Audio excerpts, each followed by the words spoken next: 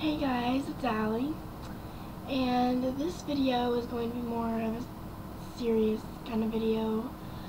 I'm going to be explaining my story, as like some people like to call it. It's kind of going to be a long video, so be prepared for a little bit of a longer video than normal. Okay. So, I was in a really bad car accident on January 16th, 2013, and it was really bad. I was in the passenger seat, and my friend Sabrina was driving, and the car got hit like head on my side, and I broke both of my femurs, I broke my shoulder, I broke a lot of my ribs, I fractured my neck, and my lungs almost collapsed. I was rushed to the hospital, and they put a ventilator down my throat to keep my lungs from collapsing. That's why I sound like this, and that's why my voice is so raspy and quiet, because it was down there for like 2 weeks, and it like messed up a vocal cord or something, like permanently. My voice might go back to normal, but not for a while. It's actually gotten a lot better over the past few months, but it's not like it used to be at all. Like, I can't even scream. I had an 8-hour surgery on my legs and my shoulder. I got metal rods put into both of my legs where my femurs are, and they were both all put together by 8mm pins. And then on my shoulder, I got a metal plate in there and some pins to hold it all together. I was in the hospital for about 6 weeks, and I don't remember like 3. I only remember like 3, so that means I don't remember 3. I was like out of it on a lot of medication. You know, I was in like a medical coma because they didn't want me to wake up because of how much pain I was going to be in.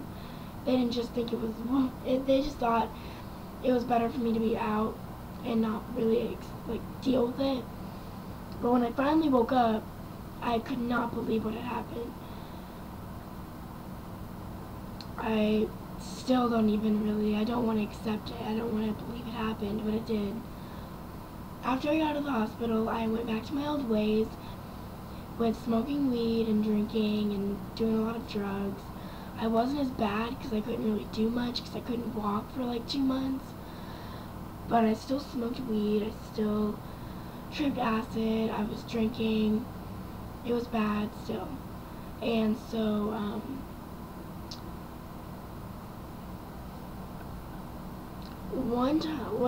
like a few months after I got out of the hospital, like a month and a half or so, I went to the doctor for a checkup, and in my x-ray, my bone wasn't fusing back together. The bone looked like this. And my doctor told me it was because I was smoking, because I did tell him I was smoking, because he asked me. So I told him I was smoking, and he told me that smoking would mess up the healing in my leg. He did tell me that before I left the hospital, but I thought he only meant cigarettes, not weed. So I stopped smoking cigarettes but still continued to smoke weed. Anyways, long story short, I had to have another surgery.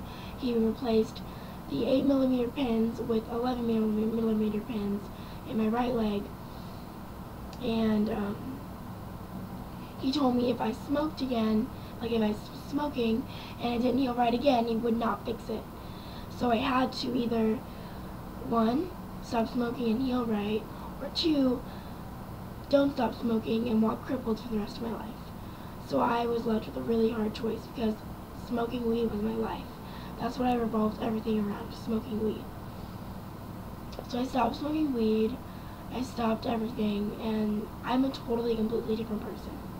Now, on top of all this other shit I'm having to deal with, my ex, Sam, let's go back to like November of 2012.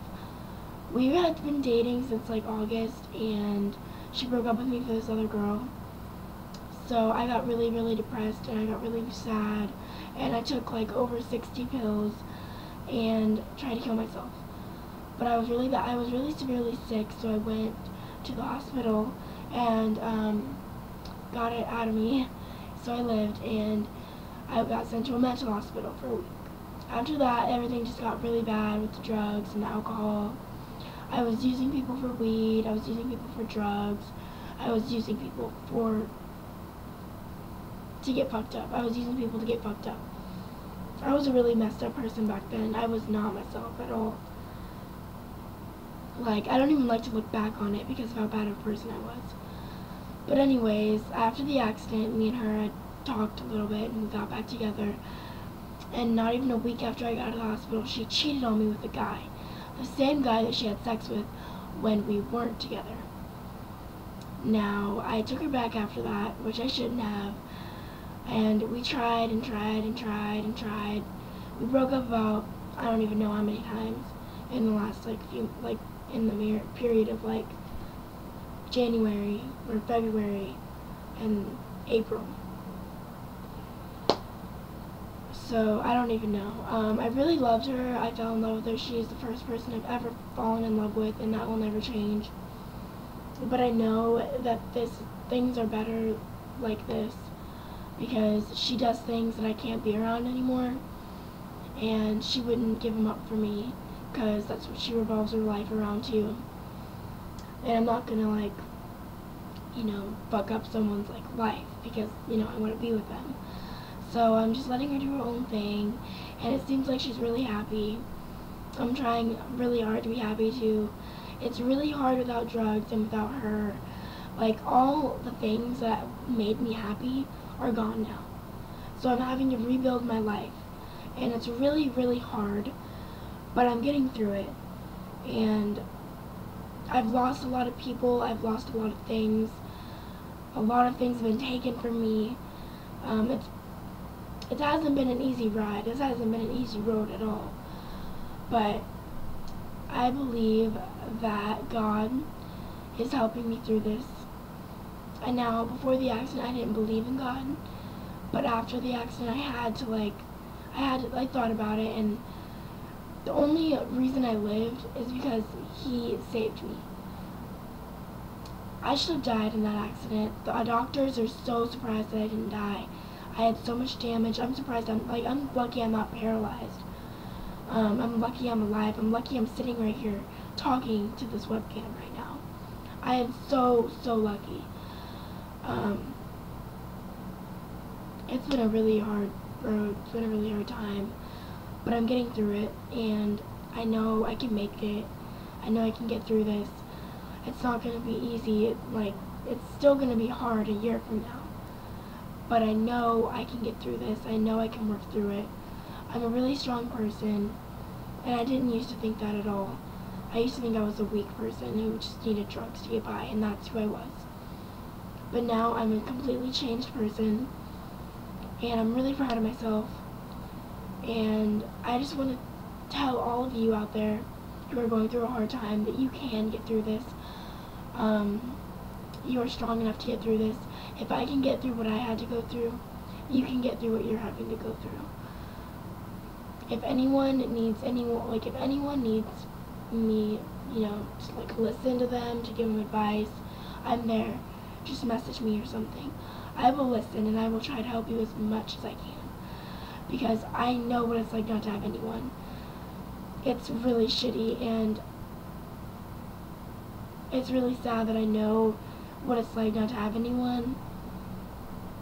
But I think it just made me a stronger person, honestly. So to end this video, I just want to thank God for me, for everything. And I want to let Him know that I'm going to do better, and I'm not going to go back to my old ways. And I will need His help to do that.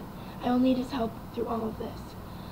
And if any of you need my help, or any of you need just help in general, just message me. Do not even hesitate, just message me. Alright, thank you guys for watching, and I'm sorry it was a really long video, but I hope you guys got something out of it. I hope this kind of gave you some hope. I hope it helped. Alright, I love you guys. Bye.